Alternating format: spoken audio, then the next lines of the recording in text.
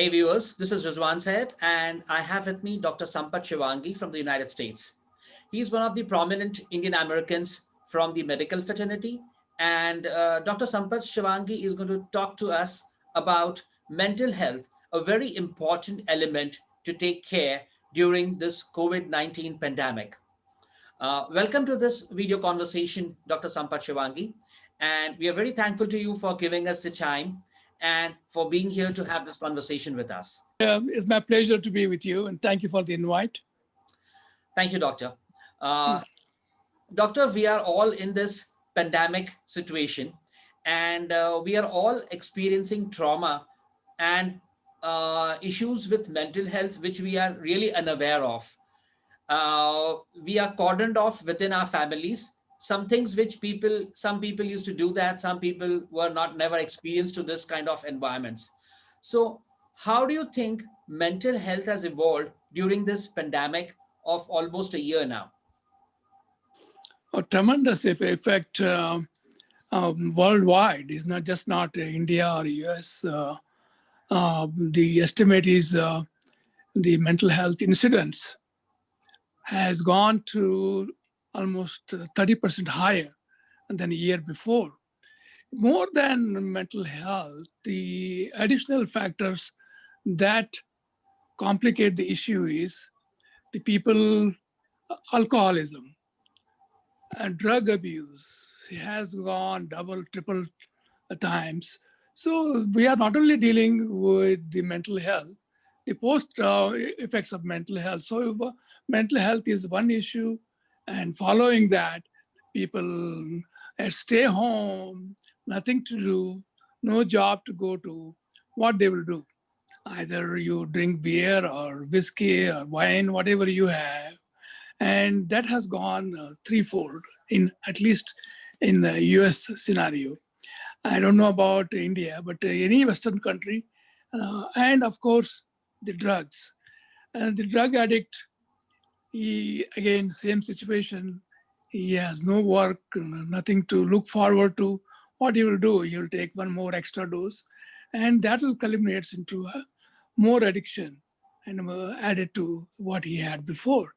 See, that we have to look into not only the mental health issues, the post effect of mental health issue, the post COVID is not only is going to be this year, maybe generations, it'll not. Then if the women and the men, of course, if they take drugs or alcohol, excess alcohol, it is going to affect their health, their fertility issue, their offspring, whether genetical issues we don't know yet. And then that might be one thing that has gone into effect. I'm involved in the substance abuse and mental health in the US. We have, we meet once a month to establish how many families or how many citizens have been distraught with this issue. And we have a very sorrow kind of issues you come across. So the way I was saying is not just for COVID 2020, it may go into next decade, the post-COVID syndrome. Well, this seems to be very serious, and the mental issues that we just learned from you. I think this is something which the society has been overlooking right now. So, what kind of a care do you suggest people should take to avoid getting into this kind of a mental trauma or this kind of a mental abuse? It's again, see, when people have nothing to do in life, they indulge in all kind of pleasures and end up in the problems. So the only way is mutual support.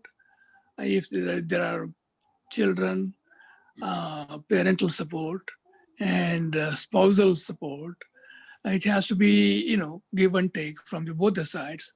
That's why we call counseling is very important. Of course, if there is an addiction, drug addiction, there will be many centers, especially in the US, several centers in each town, and majority of them are given free at cost. Those who have addiction issues. I hope it's true in India. Um, I have not studied. I mean, I'm out now from India in 40 years.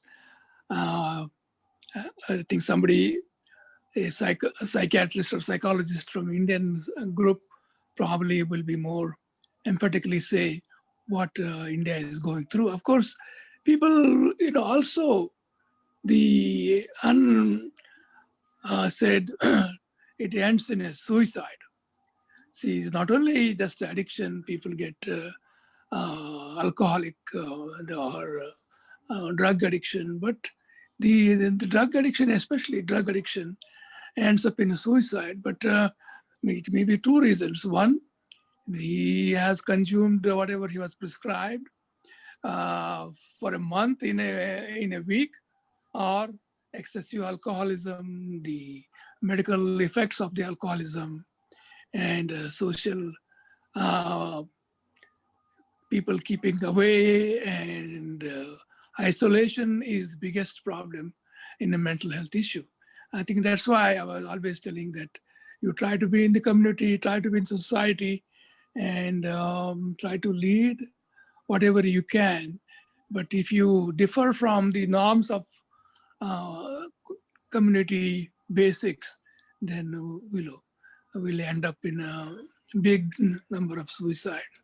And so it's a mental health has been ignored, neglected all over the world, especially in Asian countries and not so well-off countries. Mental health is a taboo. If you have somebody is not normal, he is discarded or discredited or thrown out of community. That's not the way we need to we need to treat them, but we need to support them. And even though I'm in US, I see it every day, but uh, people are able to cope up with, and the federal government, state government support in full. But I have don't know how the conditions in India are, but I should learn. I'm sorry, I haven't paid much attention to Indian conditions.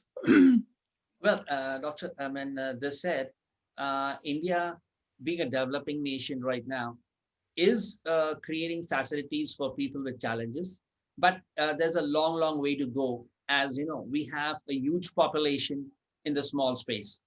So India has its own challenges, but we are gathering speed on creating facilities.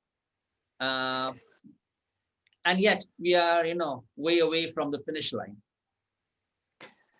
As you see in the US is there's you have too many things, so you get addicted, you get end up in uh, irresponsible behavior, and the crime rate increases because the things you're supposed to know you're not to do, you go ahead and indulge into those things. And I think we should try to adhere to the common boundaries of community, especially in India. I think it's a people, they just I saw people going under the train, lying on the. I mean, I hope it was not intentional. I think I heard 40, 50 people just lay down on the rail tracks and they got killed during big post-COVID problems. Yeah, So that was very such tragic. things could have been prevented, could have been avoided. Of course, with 1.3 billion people, it's impossible for a government to come to the rescue of every man. But I think as a community, we should be going forward, and the temples, churches, gurdwaras, or um, the other religious groups uh, should come forward and support the people. That's the only way we can unite the community. I mean, yeah, And dargahs. I mean, you're sorry. very Yeah. right. India needs a new fabric, a new way to contact and connect within the different ethnic diversities that we have. And Yeah, we I believe don't the have new it. generation, yeah, the new generation will, carry this forward, hopefully. No, there are definitely there's a tremendous improvement in mental health and psychological issues in India. I'm sure as a progressive society, India would definitely venture into bigger fields like Western countries and minimize the issue.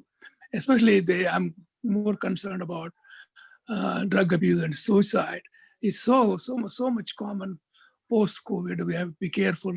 I think the medical faculty they already have been overwhelmed with COVID. So the drug abuse and alcoholic abuse is not a main thing in everybody's mind. So that's we need to focus on. Right. Doctor, one more thing that I would like to hear from you is the digital overload. During the pandemic era, we all have got stuck to our mobile phones, to our mobile devices, and to digital content. Now, how is that going to affect the mental health of different individuals? Because people have been taking this digital content on a very large dose. Yeah, I think it's at the cost of the growth. The uh, people are not spending their quality time in quality work. They are indulging in phone calls or televisions or movies. Of course, the sports have been almost minimally, even the cricket matches have been stopped. There is nothing else to do. The human being is bound to go into some small pleasures in life. And I think the cell phone is the easiest way to satisfy because you can is so many watch movies, pornography, anything is possible, and even the Zoom now it's been free for the next 10 days. They have even took off the 40 minutes limit, so people can spend more time on cell phone, computers, and televisions. I think that's leading to different directions of emotional stability in one's mind. Right. Okay. So, Doctor, we are now on the threshold of the second wave. Europe has been all over with these problems, and again, international travel is getting restricted. So, how do you think the second wave is going to behave itself now? What kind of Yeah, see, sorry, go ahead, Doctor. no. Of course, I agree with you that, as you know, Dr. Anthony Fauci, who is the infectious diseases chief in U.S., and he is authority in the world upon any infectious diseases, and he was saying when the cold wave comes, especially in winter time, Christmas time, there will be doubling of effect of COVID viruses, mutations happen, the the effect of vaccination. Even I think with all the last 10 days we're getting vaccination. I don't think even in the US, not even 10% of the people have been vaccinated. So there is a tremendous. This is going to be next 6 months. Vaccination will not happen, in spite of all the. Actually, today, the U.S. government announced that they are going to buy all the supply from Pfizer into millions of doses, and of course they are giving free. Uh, at the expense of the government, and this one treatment is not enough. We have to have a second dose in 21 days. It's a logistic nightmare. I hope if Western countries cannot do it, I'm worried about India, how they are going to achieve this. But also the news in US, maybe I don't believe, I don't agree that the efficacy of Indian vaccination, they're saying it will be around 66 to 70%. Even 95%, which Pfizer and Moderna is offering in the US, is not acceptable because they want 100%. Of course, it may be just a rumor. I'm not sure. Of course, India will have vaccination next month. and they're capable. They can provide entire world the vaccination at low cost. And I wish India well. And of course, if anything can be done, from US, we'll be more than happy to volunteer to. Of course, India is, we don't want to tell that India is inferior. They are ahead of many things, and Prime Minister Modi is doing tremendous job, and we wish them well. And you know, the vaccination is the first step, and I think within the next couple of weeks, India will have it, and they are hoping by April in 2021, US will have its quota of 100% vaccination. I think there's a remarkable, issue. The first year, the all healthcare workers have been taken care this week, and next week, or a later part of this week, we'll have senior citizens who are 65 and above will be given free shots. It's been all pre-arranged, pre-organized. Only Pfizer has the issue of temperature control. But Moderna doesn't have it. Needs just a 35 to less than 35 degrees centigrade temperature. So Moderna is preferred, and Moderna also claiming that their vaccination will cover for influenza as well as COVID-19. Hope it is true, then people don't have to have another influenza vaccination. Well, thank you so much, Doctor, for being with us. It was a pleasure to have this conversation with you. And we look forward to more progressive conversations in the future. Thank Absolutely, it was my pleasure. Thank you so much. I have a happy holidays and happy New Year to all the viewers in India and everywhere. Thank you. Thank you. Happy New Year to you too. Thank you.